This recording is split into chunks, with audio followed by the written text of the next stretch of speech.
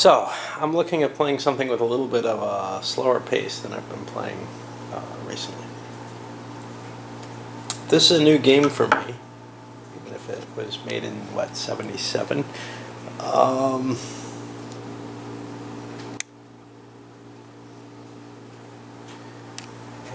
it says Conflict Game Company, but I don't think they... Yeah, maybe. What I was going to say is... looks straight. Yeah, it was released with the GTW. I don't know what Conflict Game Company is.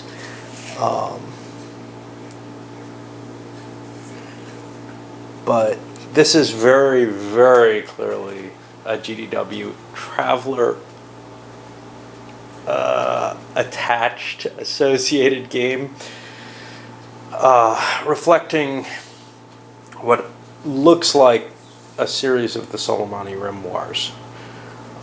So here in the center you have the Terrans, who are just really exploding into space at this point, and they meet the Imperium, which doesn't have to be set up the way I have it, but I really don't see... I don't think that there's a better setup. Basically, Sirius is a trinary system, which makes it very difficult to refuel. And at the beginning of the game, the Terrans do not have the capacity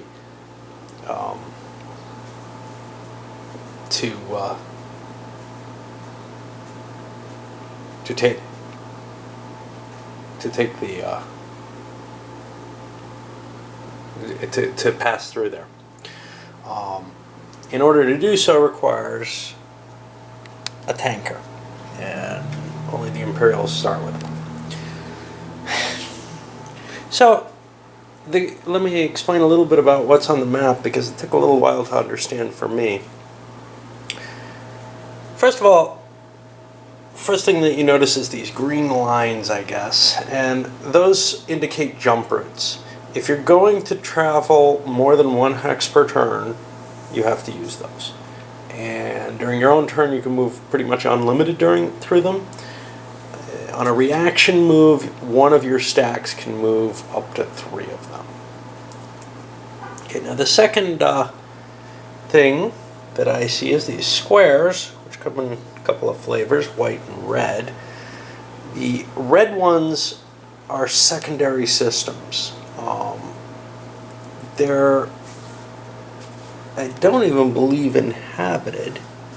Yeah, they're not considered inhabited, and all you have to do is deploy an outpost on them, and you get certain defensive benefits from them. They also count as taking such outposts from someone. Counts towards the base victory points. Now the base victory points, so there's a campaign game, which is what I'm of course playing, and for the first time, just to blunder into everything is all. And then there's individual scenarios. The individual scenarios, starting with this one, well, the rest of them have to be generated within the campaign game, basically. But the individual scenarios are based on your glory.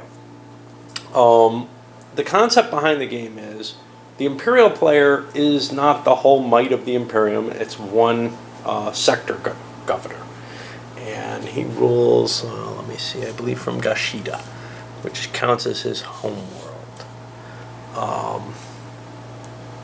And so that's a primary system, and it has a different color. Those are world markers as opposed to outpost markers.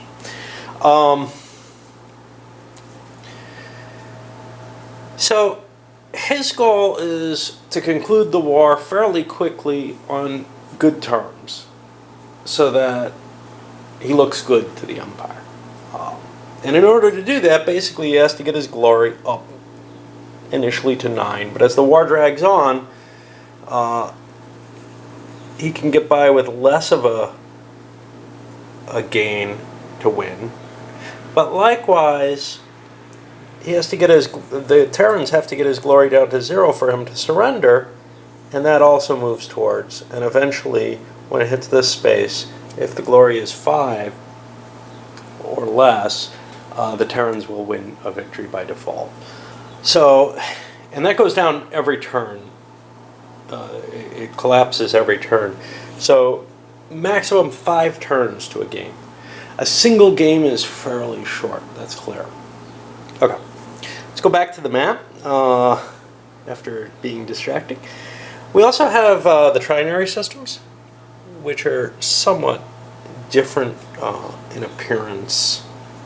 And those, as I alluded, you can't really move through as easily. You need the refuelers to be able to go through them. Now, Altair looks almost unimportant. However, Sirius is a major cutoff point. And the other major cutoff point that we're seeing here, obviously, if you could build a big fortification at Procyon, that would be potent. But the other major cutoff point is where I stationed the Imperial fleet. The Earth player gets to move first. He's attacking. He declares war. Boom. We mark that.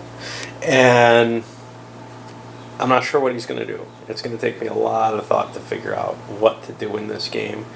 But if he's got enough force, he's probably going to try to break this. That's worth 4 glory points and would very quickly bring the Empire down to almost surrendering it. So for the play of the game itself, there's actually a fairly complex World War II East Frontish sequence of play. It really looks like the kind of thing that's been designed to handle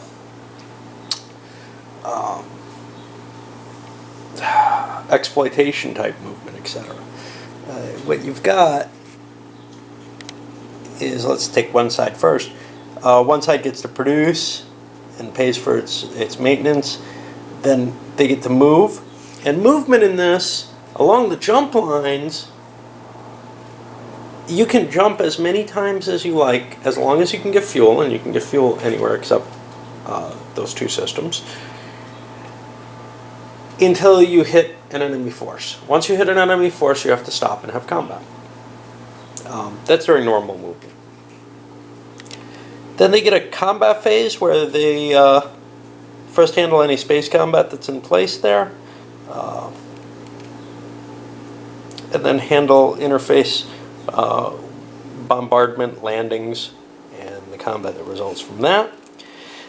Then the opposing player gets a reaction phase. They can pick 1 stack and move them up to 3 jumps, but that 3 jumps will include any retreat that they have planned. So you want to be kind of close, and just what you can do with that, I'm not sure yet. That reaction phase has its own separate combat subsequence, and then the phasing player gets to go again for a full movement phase. And then you repeat that for the other side. So that seems pretty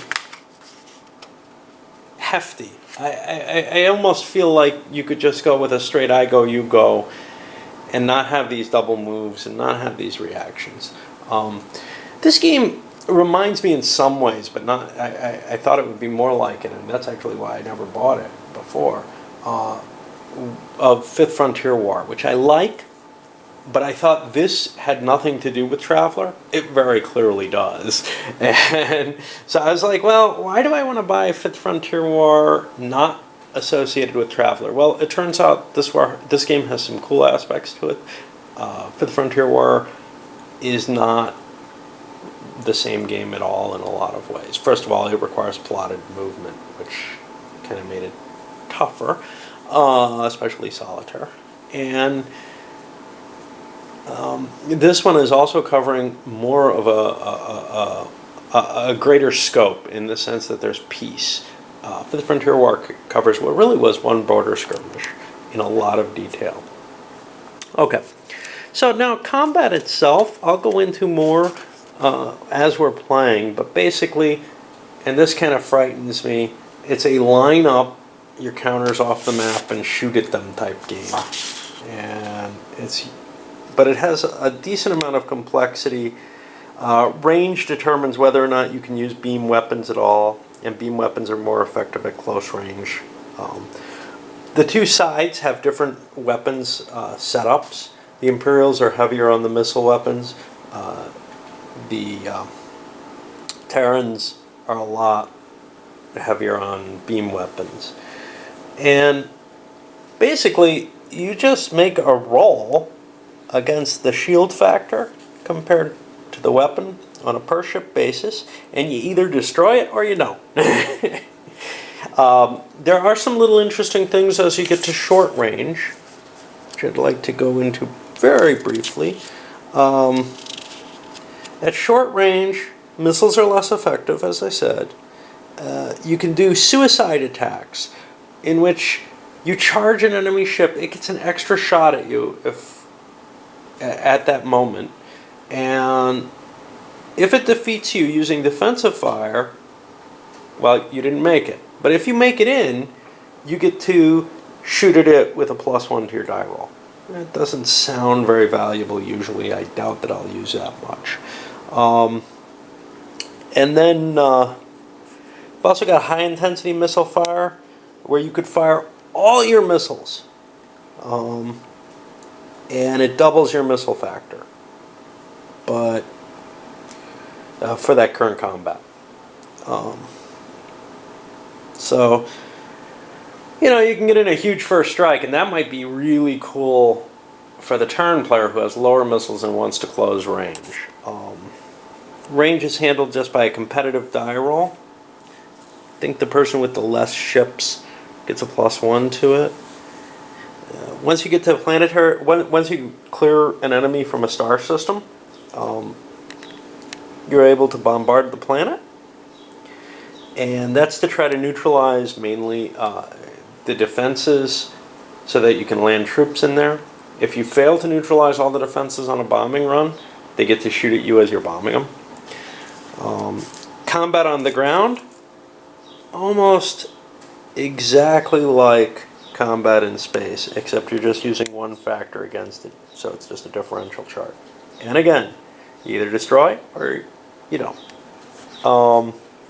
Planetary bombardment's handled in a pure missile quantity as the value, and planetary defense is handled just, oh, does this get to shoot back at what? The rules don't cover this, but they hint at something like it, which is, are there planetary defenses on the unoccupied worlds? Because there are a few unoccupied worlds. Not are there planetary defenses, but do they fight back? I'm ruling, yeah, they do. They're going to play as though they have a world counter on them that's just opposed to anyone. That makes it a little bit more difficult to attack them. So far it doesn't sound that impressive. We've got a lot of different ship counters, but you know, they're just counters with different values on them. Here's where we start to get into what's interesting. First of all, there's economics in the game. Each turn you get to produce, and the productions are based on different things. The Earth just produces based on, you know, what its planets are capable of doing. It's in a state of total war here. The Imperium, on the other hand, has a base budget, and then they get tribute of a limited value for the worlds under their control. The base budget is coming from the Imperial homeland. You have to pay maintenance for your ships. If you don't pay maintenance for your ships, they might be broken.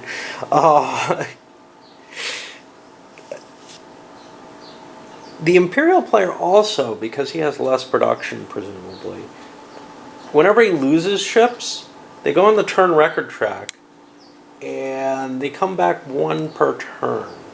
That's to represent Imperial replacements for his losses. I already touched on the glory index. This is how you win individual wars, and it's 1 point for each outpost that you conquer or lose, and 4 points for each world that you conquer or lose. Trying to figure out, other than an economic value, there doesn't seem to be much to outposts. Outposts seem to be...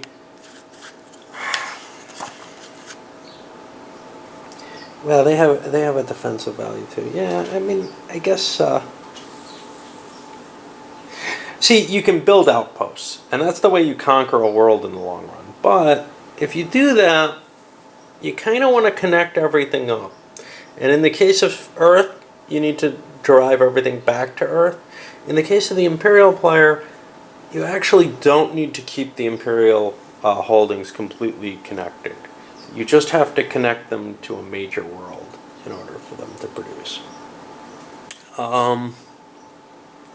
Okay, so now the other thing the Imperium is able to do is it's got these tables for intervention. Every turn, you roll a die or roll a pair of dice to see what happens in the Empire. And that can be anything from an imperial succession crisis, economic events, additional reinforcements, etc. All kinds of interesting things can happen there. And what's this? Is this calling on? Oh yeah, this is if you get reinforcements, you can roll on this one. One possibility, if there's a succession crisis, it could end up in a civil war. I haven't read the rules on this very carefully, but the Imperial player has to get involved in that civil war. And he has to send fleets there to try to prevent his side from losing. If his side loses, he may be suffering later. Of course, he has to balance that off with what he needs on the field time. It's also a possibility for the Imperium to give an offensive, which gives you temporary troops. These are going to be hard to keep track of, temporary ships. That as long as you're gaining glory points, you get to keep. But if you stop gaining, you have to send them home. You have the option to make appeals to the Emperor for additional forces. Of course, bad things could happen. Now this gives you additional production, and this gives you specific production of types of ships that you don't have otherwise. And you could also just ask for money, which could give you straight up cash or an increase in your every turn budget.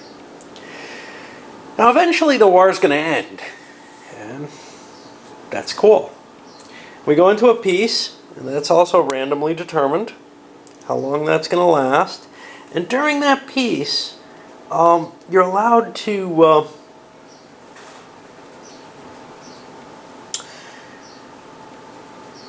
settle new planets.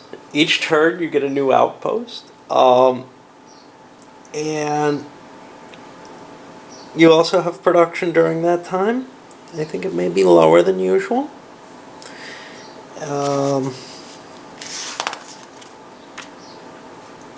And then there are a few optional rules. I'm playing with some, maybe not so much with one of them.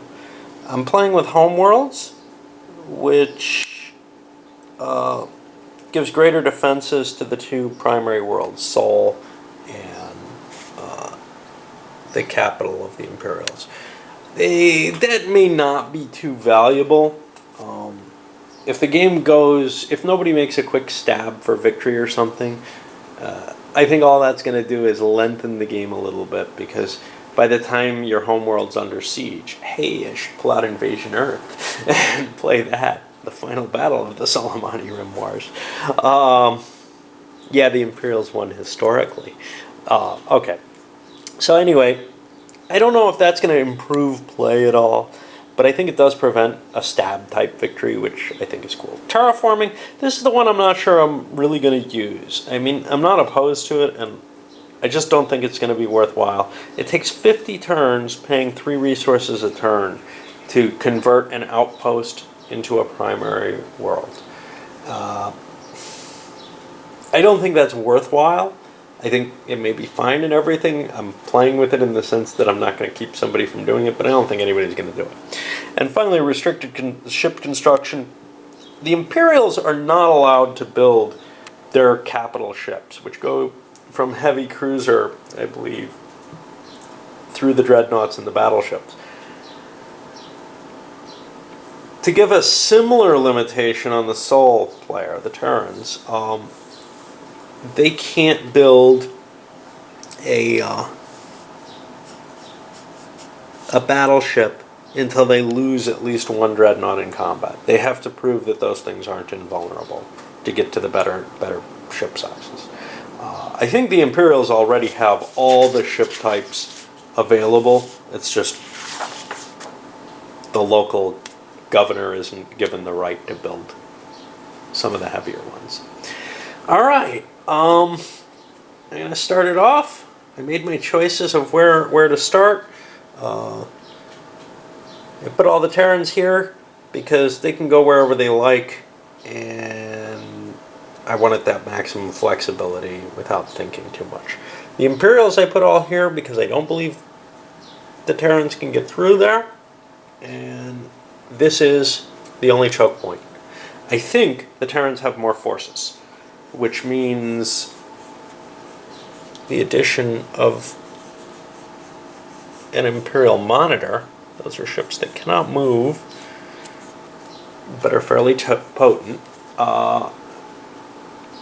will make it maybe a fair battle. I'm not sure. I've got to look at the forces and think about it. Alright, I'm going to load this one up and hope you guys enjoy it.